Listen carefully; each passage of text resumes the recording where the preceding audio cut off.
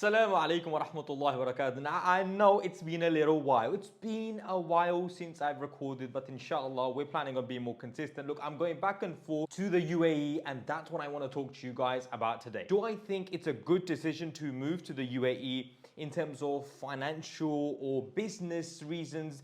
Well, that's what I want to talk to you guys about. If I think something is good, then I want to advise you guys on it. And so, I do think, inshallah, bi'idhnillah, if Allah allows me to do so, I plan to move to the UAE soon. Where and how and which area in particular, I know you guys are going to be like, Dubai, oh, I'm not sure. But don't worry, it's not necessarily Dubai. I'm going to talk to you guys about that in another video. Where exactly in the UAE, costs, all that stuff. But I want to talk to you guys about one, yes, inshallah, I am looking to move by the end of the year. And make dua for me because I think it's needed and it's not an easy move.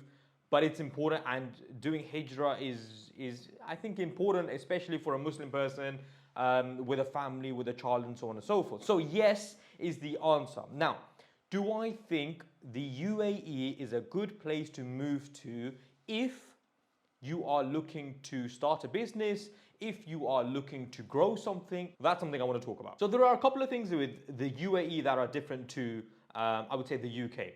Now, in terms of the paperwork, in terms of the admin side, in terms of the back office side, no doubt the UK has been doing these things for a long time, and I think that this definitely that shows in the processes. The processes are quicker, and sometimes things can take a little bit longer in the UAE. But I will say that actually there's a lot of potential in the UAE, and I actually think in the UAE you have a lot of opportunities in terms of meeting people who are doing really well for themselves, sort of networking with the people that can not only help you in your business, but that can guide you in the future. And that's something which is very hard to find actually in the UK. In the UK, a lot of people are working jobs, a lot of people are just doing their thing. In the UAE, there's this element of people want more, people are trying to have more, people are trying to excel. And I think that's amazing. And I think that I would genuinely encourage something like that. So for sure, I think that's great. The other side to it is there's no doubt that the UAE has now becoming a central hub for many businesses. A lot of companies are opening up offices in the UAE, in Dubai in particular for sure. And I say the UAE because I want to keep it open to the UAE and not Dubai in specific.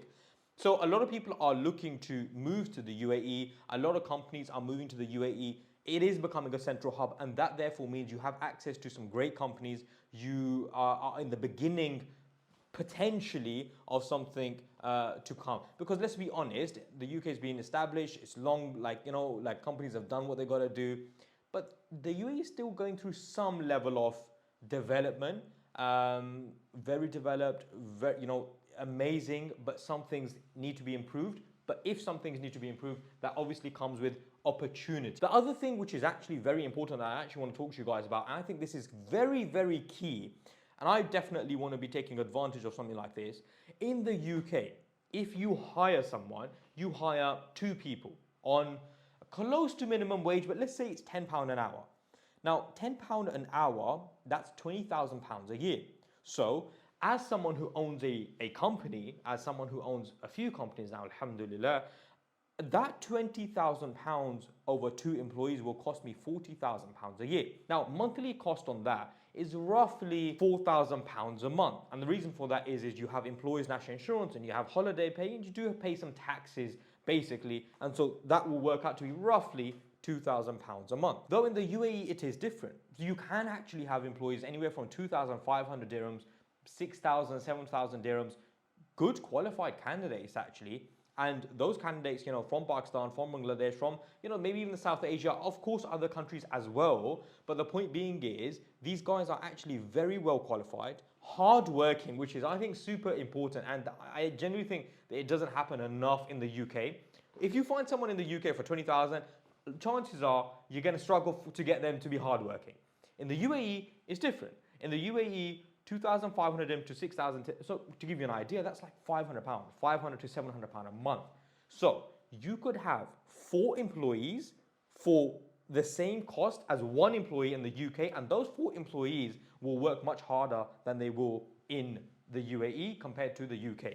And so that's amazing, by the way. For someone who wants to start a company, businesses, excel, and that sort of thing, that's why I want to give you this sort of information, because actually, if you hire someone on a lower wage and they're hardworking, it makes sense. Like, your business can grow quite quickly if you have the right people behind you. In fact, in business, we're always taught the employees you have will make your company, right? So if you have good employees, the chances of your business having success, as long as obviously the idea is good and so on and so forth, it's a lot higher. And again, this could be applied to something that I do. I have my recruitment company. Technically, I could hire people in Dubai, in UAE, Sharjah, Abu Dhabi, Ajman, wherever, and then they do work for me in the UK, because remote working is like the new thing, right? So definitely that should be taken advantage of. Now, just briefly, I'll tell you guys about the visa process. Look, you can set up a company yourself. You do have to pay an amount.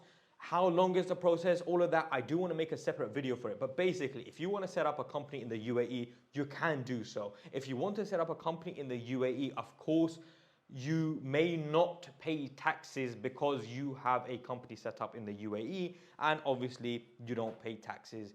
It's a tax-free zone to a certain extent. There are other things that you might have to pay some taxes, but I will make a separate video on that, so make sure to obviously watch that for when it comes out. Subscribe to the channel if you guys haven't. If you haven't liked this video, make sure to like it, because I'm gonna try making a series around the whole UAE move, and inshallah, like helping you guys to make that move to the UAE and giving you ideas, business accounts, bank accounts, you know, that sort of stuff. Like, I had to find out myself, so if I can share that information with you, then surely, you know what I mean? Like, you could just give it a search. Oh, let's watch that video again that he was talking about, and inshallah it'll help you. So hopefully that gives you an idea. Hopefully that helps you.